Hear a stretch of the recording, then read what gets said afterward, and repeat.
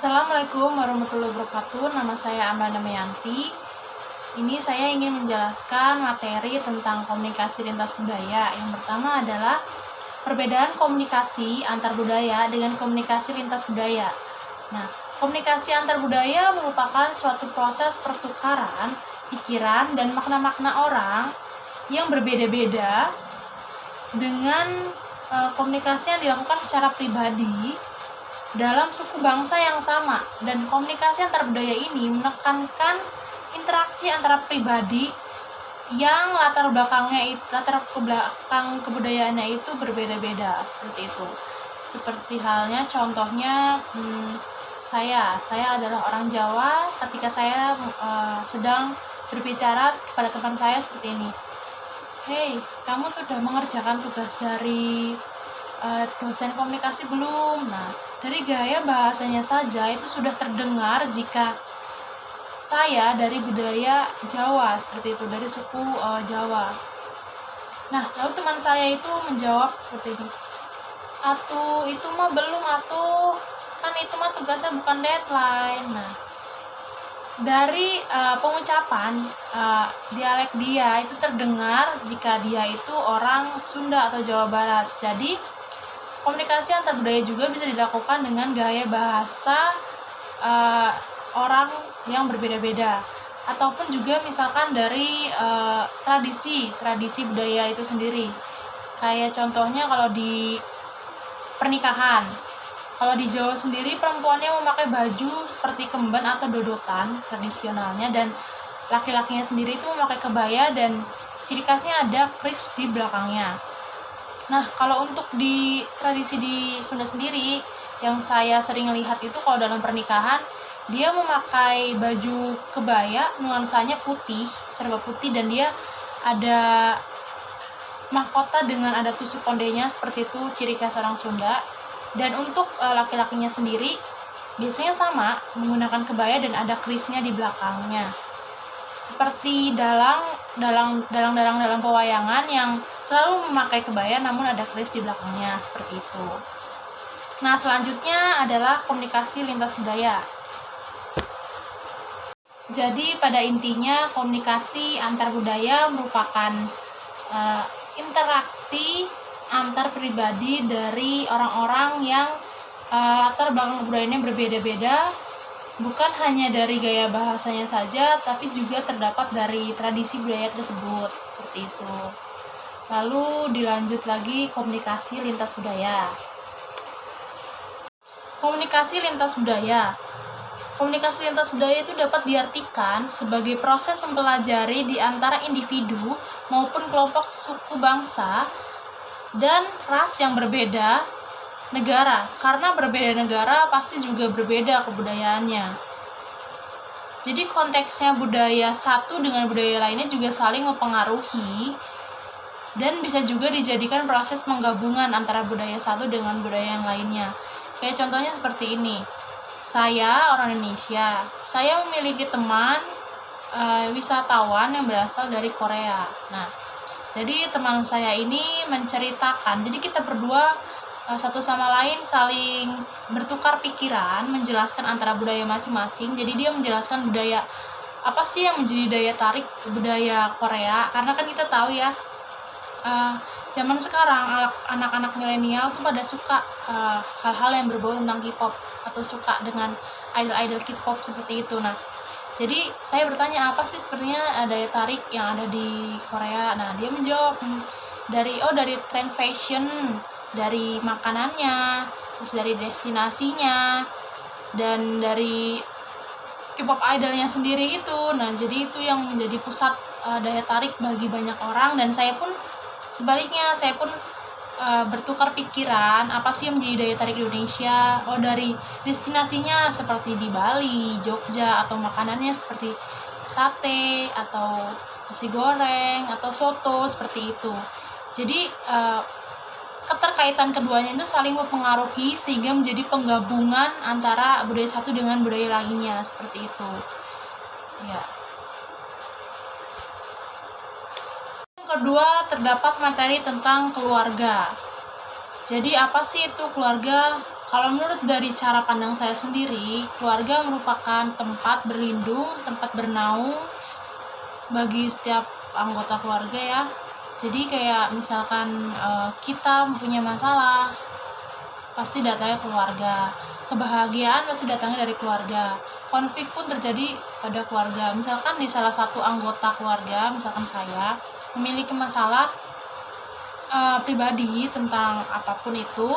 Misalkan saya itu ingin menyelesaikan di luar rumah, misalkan pergi jauh-jauh dari keluarga misalkan ya, tidak mau ada sangkut pautan dengan keluarga. Nah, saya berpikir ingin menceritakan itu kepada teman saya. Nah, namun saya tidak mendapatkan kepuasan tentang hal itu karena saya pikir keluarga yang mampu memberikan kepuasan terhadap saya. Dan benar saja, karena memang keluarga itu tempat berlindung dan harta yang paling berharga itu ya memang keluarga. Jadi keluarga itu sangat penting peranannya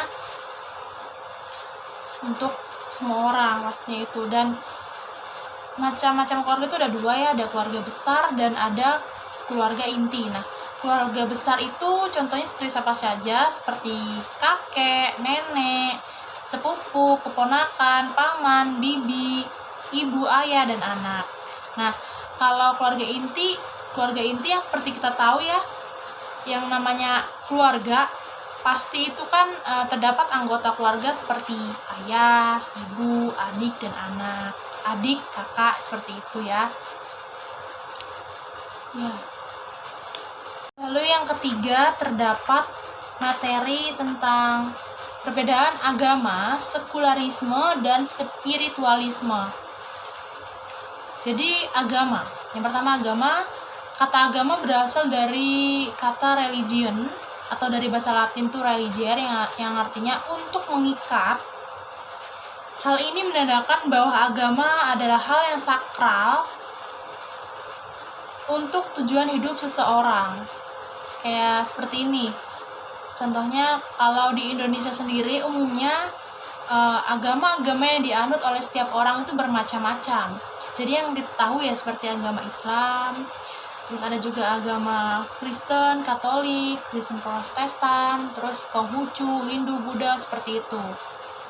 Dan kalau yang saya ketahui seperti ini ya, kalau agama Islam itu sebenarnya ibadahnya seperti apa sih ya? Ibadah agama Islam ya seperti sholat, terus zakat, atau sedekah, puasa, terus pergi haji bila mampu, seperti itu, atau lahir dan batinnya sudah tercukupi dan mampu, seperti itu. Nah, kalau untuk Kristen sendiri ibadahnya seperti apa? Ya mungkin setiap hari Minggu mereka mengadakan ibadah di gereja, seperti itu. Dan tradisi di dalam setiap agama juga berbeda-beda. Seperti kalau di tradisi agama Islam itu setelah melakukan puasa selama 30 hari, mereka dapat merayakan hari rayanya orang Islam, yaitu hari raya Idul Fitri. Nah, jika kalau di Kristen sendiri mungkin itu perayaannya adalah hari Natal yang diadakan setiap akhir tahun, yaitu bulan Desember. Nah, jadi setiap agama yang berbeda-beda tujuannya itu satu, untuk mengajarkan kebajikan, seperti itu ya. Lalu juga terdapat sekularisme. Jadi sekularisme itu merujuk pada anggapan bahwa aktivitas dan penentuan manusia itu ditentukan oleh ketentuan pemerintah atau keputusan pemerintahan. Jadi sekularisme itu berfokus untuk mengedepankan keputusan pemerintah ketimbang agama yang dianut. Jadi kayak contohnya ada di negara Islandia yang melegalkan aborsi. Jadi kan kita tahu ya di setiap agama itu kan yang namanya tindakan aborsi itu kan tindakan yang sangat berdosa karena menghilangkan nyawa seseorang. Jadi tiap agama juga pasti tidak akan mengajarkan hal yang seperti itu. Maksudnya tidak boleh seperti itu kan, hukumnya itu karena berdosa. Hukumnya itu berdosa. Dan kalau di Islandia sendiri sudah dilegalkan karena memang keputusannya itu diambil dari keputusan hukum sipil, seperti itu. Dan Finlandia menyediakan dana untuk membangun masjid. Jadi sekularisme itu menggantikan hukum agama dengan hukum sipil dan lebih mengedepankan kehidupan dunia ketimbang kehidupan akhirat, seperti itu ya. Lalu ada juga spiritual. Spiritual adalah suatu usaha dalam mencari arti kehidupan atau tujuan dalam kehidupan seseorang tersebut.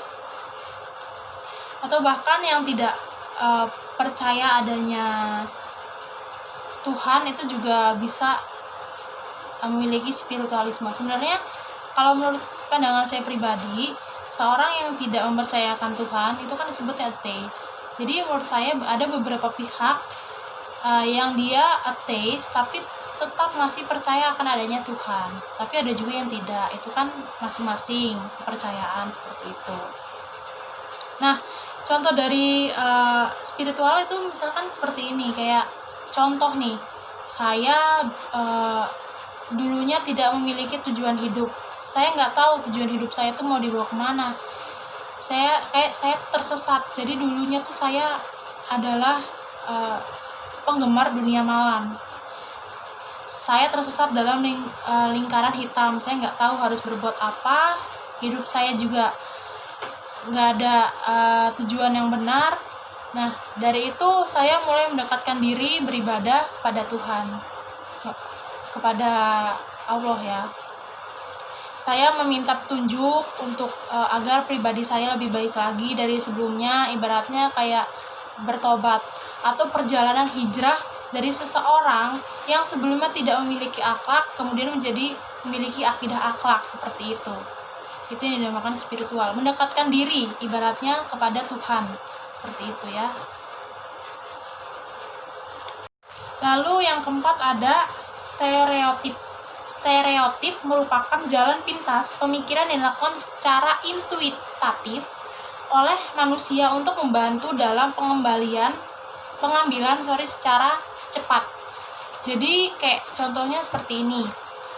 Misalkan saya ingin mengumpulkan tugas yang sudah deadline, ingin saya berikan ke kampus karena dosen sudah menunggu. Nah, saya terburu-buru banget karena takut dosennya itu pergi gitu kan, dosennya tidak ada di kampus. Saya pergi menghindari mobil, dan di tengah perjalanan mobil saya mengalami mogok. Nah, di situ saya cepat-cepat berpikir untuk bagaimana biar saya itu tidak telat ke kampus. Pada akhirnya mobil saya taruh di bengkel dan saya menggunakan taksi, seperti itu. Nah, itu cara pengambilan tindakan secara cepat, seperti itu. Dan atau mungkin satu lagi kayak contohnya dari yang belakang ini, contohnya kayak demo RUU tolak Omnibus Law. Pada waktu pengesahan RUU Omnibus Law kan itu banyak sekali kan dari aksi-aksi pendemo dari buruh ataupun dari mahasiswa. Nah, itu tuh gunanya untuk apa? Untuk menindaklanjuti secara cepat agar ada pertimbangan untuk tidak disahkan, seperti itu. Jadi proses untuk membantu pengambilan secara cepat tindakan seseorang, seperti itu ya. Lalu yang kelima itu materi tentang aksen, dialek, slang, dan branding. Jadi apa itu aksen? Aksen merupakan variasi dalam pelafalan yang terjadi ketika orang menggunakan bahasa yang sama. Jadi kayak gini contohnya. Kalau di bahasa Sunda kita ngomong telur itu misalkan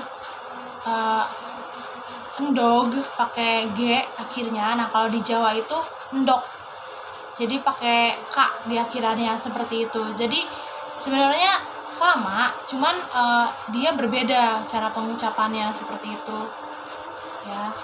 Terus dialek sebagai tambahan dan variasi pelafalan yang menandai aksen, dialek dibedakan oleh perbedaan dalam kosakata, tata bahasa, dan tanda baca. Nah, kalau dialek sendiri itu sebenarnya ada keterkaitan antara aksen juga, tapi dialek ini lebih condong ke gaya bahasa. Kayak misalkan saya mau ke warung nih, saya lagi ada di desa, saya mau ke warung. Nah, saya kayak gini bilangnya,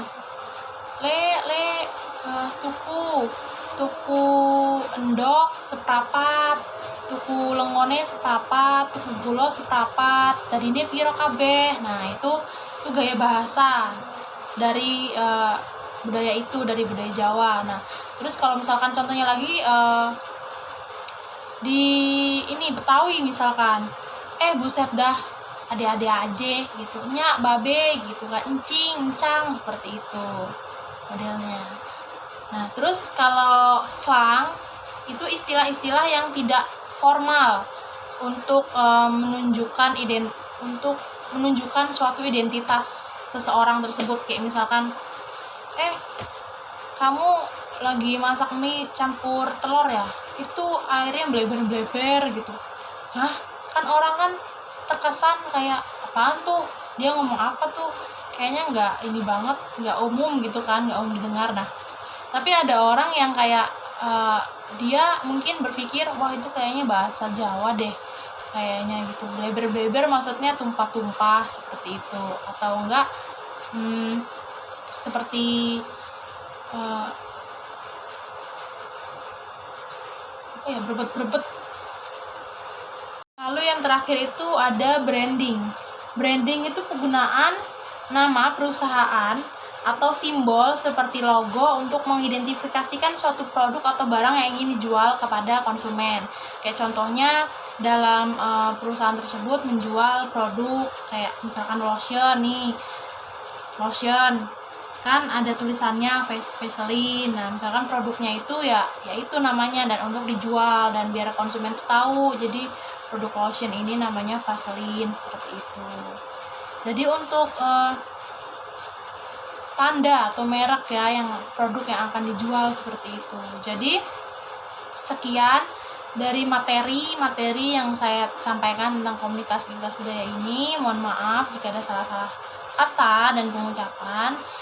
Wabillahi taufiq wal hidayah. Wassalamualaikum warahmatullahi wabarakatuh.